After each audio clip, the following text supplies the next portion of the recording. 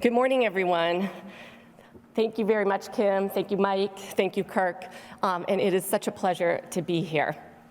I want to start also by expressing my appreciation to the team that put this on, the folks at the renowned Smithsonian, the folks at the Marine Mammal Commission who were co-hosting, the incredible team of people from NOAA Fisheries, the U.S. Fish and Wildlife Service, and all the folks who made this possible today. This is a really special and important event. And I'm so excited and pleased to be with such an amazing group of people. So on the event, we have the chance to talk about three exceedingly rare and important whale species: Rice's whale, the North Pacific right whale, and the North Atlantic right whale. And like so many of you, I've devoted a good portion of my career to working on conservation. So I hope this is a historic occasion where we look back and think about what we resolved to do and the progress we've made. We know we're here to celebrate the 50th anniversary of the Endangered Species Act. ESA has stood the test of time over 50 years. It's one of the world's strongest environmental laws. And as has been noted last night and frequently, it passed unanimously in the United States Senate. It passed overwhelmingly in the House of Representatives, and it was signed into law by President Richard Nixon. It's really hard to imagine that now.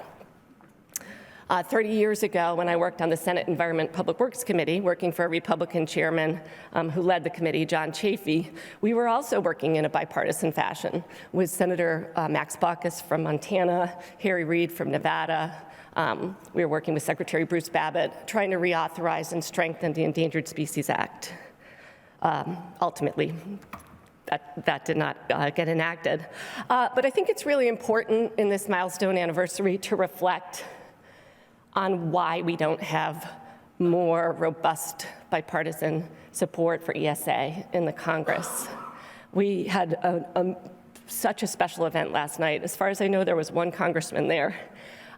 So as we talk about the science and the resources, let's also talk about how the Endangered Species Act and conservation efforts that are so popular to the public. There isn't a person alive who isn't thrilled to see a whale, why we don't have more support and what it is that we need to do to connect the political leadership with the passion and commitment and the benefits and the values that surround conservation of threatened and endangered species and all biodiversity. So I think it's a really important time to reflect and to sort of regird for the future. So I want to talk a minute about the good news. And I think Sam Rauch, who's my deputy, often says the fact that we haven't seen species go extinct despite all these threats is something we should celebrate. Sometimes it feels like a low bar, but I think it is important to note that since the Endangered Species Act was enacted, the marine and anadromous species that we're responsible for at NOAA Fisheries, they still persist. Very, very few have gone extinct. We're all familiar with the success stories: the eastern North Pacific gray whale, several populations of humpback whales, eastern stellar sea lions, species that have been delisted. There's also plenty of species that are gaining grounds thanks to our collective effort. I was with the NOAA team and the Marine Mammal Center in Hawaii talking about the health of endangered monk seals and learned that after 6 decades of decline, they're steadily gaining ground. Over 30% of the monk seals alive today are the result of that partnership effort. And when a monk seal mom gives birth, that new little life is the great-great-grandchild of a female seal that was protected 30 years ago. So we're making progress. But beyond the threats that we were aware of 50 years ago, fishing practices, pollution, habitat loss, vessel strikes, the threats we've been working to mitigate for many years, the challenges of climate change are really taxing us further. Climate change, new pollutants, new ocean uses, these animals that live so many decades in the ocean environment face myriad challenges.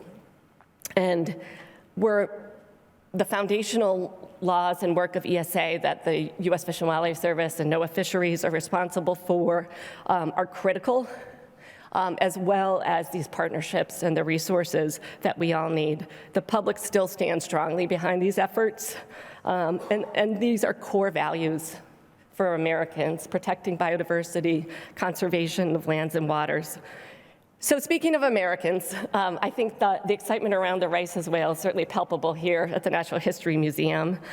Some people are calling it America's whale, and we know that it makes its home in the Gulf of Mexico, and probably in Mexico as well, but the populations that we've seen to date are in American waters.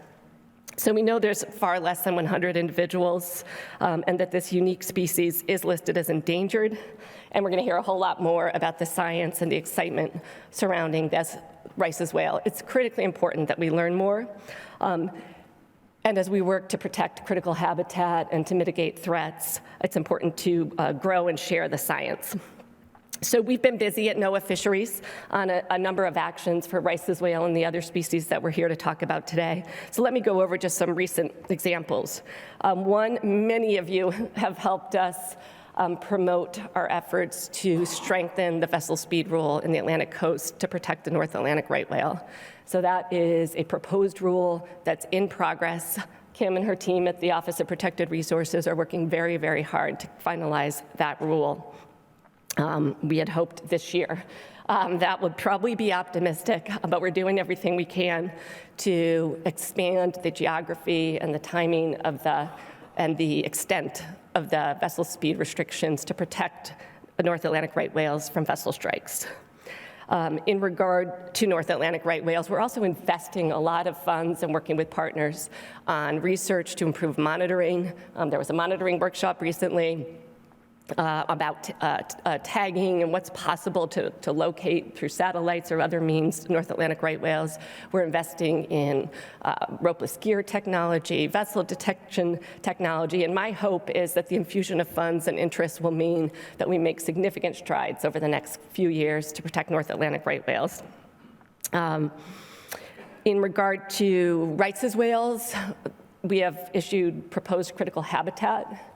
And I think the science that we're discussing today about why that habitat is important and what are the threats to Rice's whale that we need to mitigate and protect them from are critical to better understand, articulate, and then take action. Recently, we were petitioned to take another look at critical habitat for North Atlantic right whales.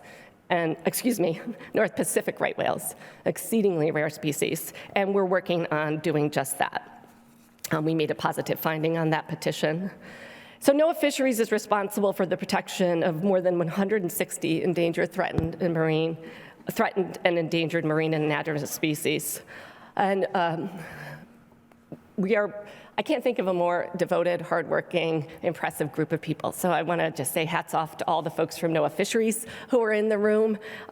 It's been such a privilege to work with you over the last 2.5 years. And we know we can't, at NOAA Fisheries, or the U.S. Fish and Wildlife Service, recover these species alone. And so we're trying to do everything we can with partners. The Species in the Spotlight effort that one of my predecessors, Eileen Sobek, launched in 2015 is a way of taking 9 critically endangered species and trying to generate that public excitement around them so we can invest further in the research and the recovery actions. Again, I'll just close by saying we face unprecedented challenges given climate change, and we know across NOAA that we need to develop a better understanding of ecosystem changes so we can promote conservation and recovery of threatened and endangered species. We know that these iconic and long-lived species accumulate threats over the lifetime, and we need to act in our respective spheres to stop status quo defeatist thinking and to demonstrate that if we take action, we can not just prevent extinction, but recover these species. We have a chance to work together to protect what Rachel Carson called the wonder of nature. So with the help of strong science and recovery actions, our strong laws, the Marine Mammal Protection Act, the Endangered Species Act, all of these will facilitate progress. But we know we need to work together, and we need to get more people on board to muster the resources, to develop the science, and to take the action that we need to protect these majestic marine creatures. And a personal anecdote to really close on this time. Just in this job, I get to travel the country, and one of the most thrilling moments for me was last spring on Cape Cod Bay with Kim and with a scientist named Stormy Mayo and the folks at the Center for Coastal Studies in Cape Cod Bay, when I saw a right whale mom named Medusa and her calf. That was her 11th calf. She's big as a school bus, 70 tons, feeding in the spring sunshine. And that was such a powerful moment for me, and it inspires me. However, it also really saddens me, and I feel extremely somber when I think about the plight of Medusa and her kin. And I think that sadness is merited. But to me, it also reveals just our deep, deep connection with whales and marine life. And despite the odds, I think that connection and the will that we have working together should also inspire optimism that we can meet the challenge to protect our ocean habitats, and that what we do here can make a vital difference for the future. So I am so privileged to be in this position right now, at this moment in time, working with all of you. Thank you for holding this very important event, and I know we'll tackle these challenges together, and what we determine we're going to do here today, I think will make a tremendous difference for the future. So thank you for your passion, for your commitment, for your expertise, and onward to the rest of the session and to the work that we're doing in our respective spheres. We all need to collaborate to take on these challenges. Thank you.